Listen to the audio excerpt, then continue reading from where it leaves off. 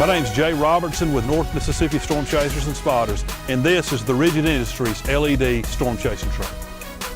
One of the things about the chase truck that helps keep us safe when we go out and chase tornadoes is this. We've got AR-400 ballistic steel right here. The side of the truck's bulletproof. You can beat on it, you can hit it, you're not going to go through that part.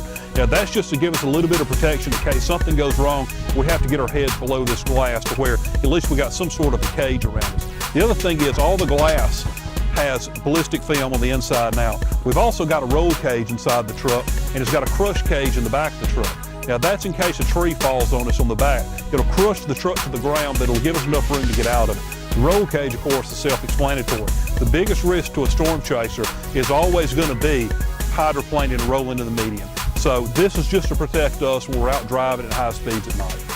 This light right here, this is the Rigid Industries LED scene light. It's probably my favorite light of all time that I've ever tested, no matter what vehicle it's on.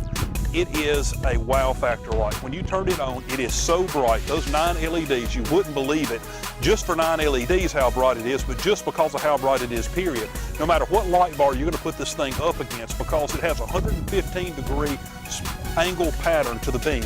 That means that instead of just being a spot beam to where you've got your hyper spot and you're shooting a beam narrowly concentrated that's about the size of the road, you're shooting a light that's the size of the road, the field, the Walmart parking lot, and everybody else in it, everybody above it and below it at the same time. It shoots out roughly 200 feet of usable light in our test where you can work with wrenches and things like that in your hands. But it also is so bright that if you had it on the front end of your ATV, if you had it on the front end of your golf cart, if you had it on your pontoon boat, whatever the case may be, this light right here is going to be for you. If you're 30, 40 miles an hour and under, rock crawling at night, deer hunting, it doesn't matter. This is going to be the light you're going to want. Get you a hyper spot for some high-speed driving, but I would have one of these before I'd have a light bar. I'm just telling you, this is the brightest thing you're going to have, and you're going to shine people down with this light.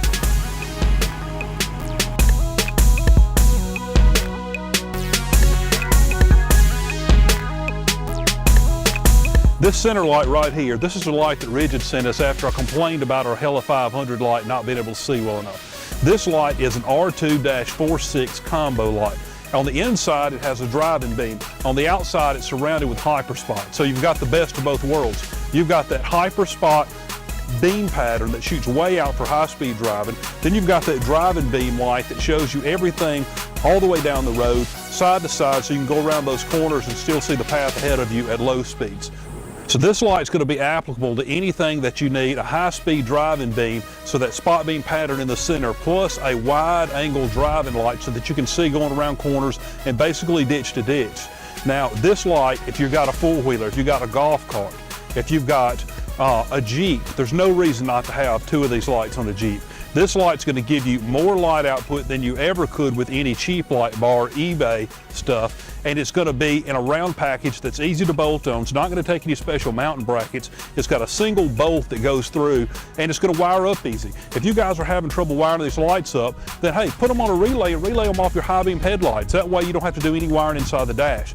This is probably the easiest bolt-on, highest power light there is on the market that you can get for your money. You're going to get the hyper spot with a driving light. That's a combination that can't be beat. Now I tell you what, if you're a mom or a dad and you've got a son or a daughter that's wheeling at night, that's doing dirt biking at night, that's doing four-wheeling at night, this is a safety issue for them. My cousin died because he ran over a guide wire on a motorcycle, nearly decapitated him. And let me tell you, if you're going to run at night, there's no reason why not to have lights where you can see. You're putting your life at risk. It's like going out on the lake without a life jacket. Put the money in the lights. Buy the quality. Buy Rigid. Now, this is probably one of the easiest ways that I can explain Rigid lights to people who are saying, there's a light on eBay that looks just like the light that I want to buy, and it's so much cheaper. Well, this is what you get. Everybody knows what this is. Now, when you buy an aftermarket, cheap light, this is what you're buying, right here. Does everybody see that? Non-focus beam. And they always advertise these things. Hey, I've got Cree LEDs. What is Cree LEDs? What is that, Dean? What is that? I have no idea. I got GE light bulbs in my house. What difference does it make? It's the bulb, it's the lens, it's where you focus it. That's the money you're paying for. It's that patented optic system. Now, everybody knows if they take the head off their Maglite and shine it, you've got a flood beam. Well, all those other lights I'm about to show you in just a minute are going to be flood beams because the lights aren't positioned right inside the head. And I'm going to show you that, and I'm going to prove it to you. Now, I told you I've tested a lot of lights, and this is the Mississippi Weather Media truck. This is the truck we run around to do a lot of things in, a lot of our weather broadcasts and things. Now, when we were searching for lights, we ordered a couple of sets of lights to put on this truck.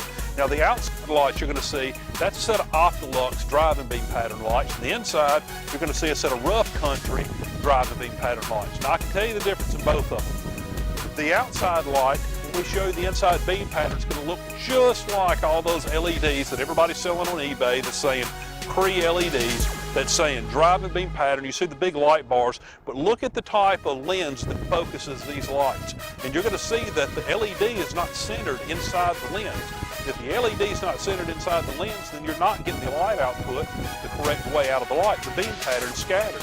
So even though you got a bright LED, you're not doing what you're supposed to with the light that's coming out of that LED. The other thing I want to show you is the Rough Country lights. Now, they've gone through a little bit more trouble, and they actually put in a carrier that's very close to what a lot of other spot beam lights would look like in LEDs. But something's wrong. The lights, they don't go very far. They don't work.